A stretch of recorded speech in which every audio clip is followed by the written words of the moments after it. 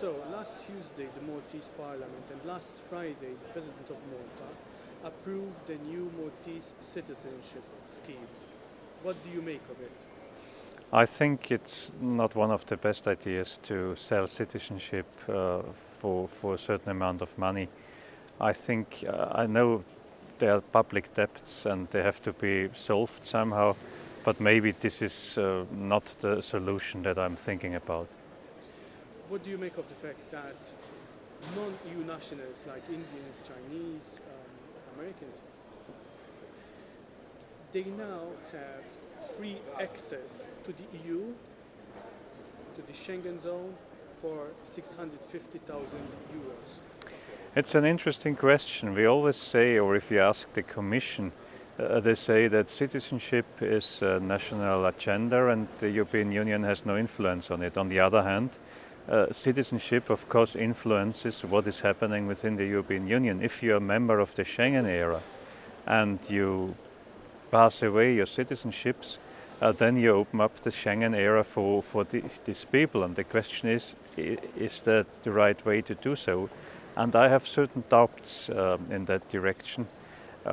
We also had such a situation in Austria with our right-wing party, and that also wasn't very well, very accepted there. At the moment, do you still have that system in Austria? How is it different from the Maltese?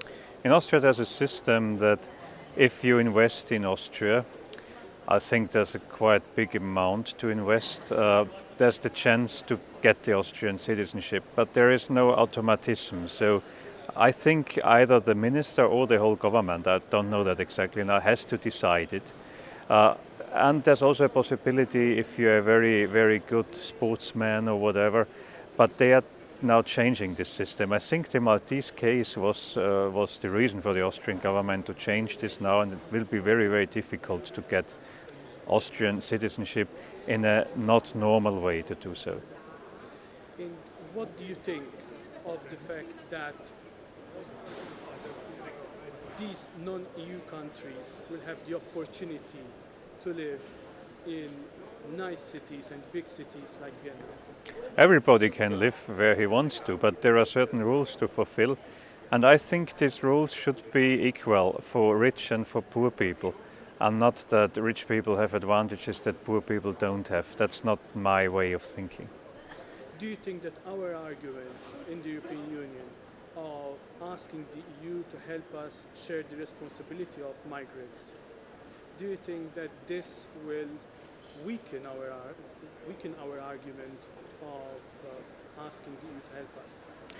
I'm not sure if it weakens it, but I think the European Union has to overthink the whole immigration issue. This Dublin IV system is not working well.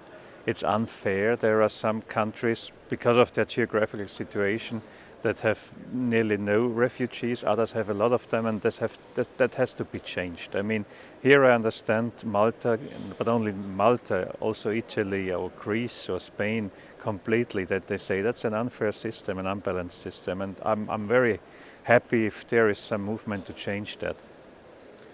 One last question. Do you think that this system is harming Malta's reputation in the Parliament, in the European Parliament and in the EU? At least it's not helpful. Thank you very much. Thank you. Yeah.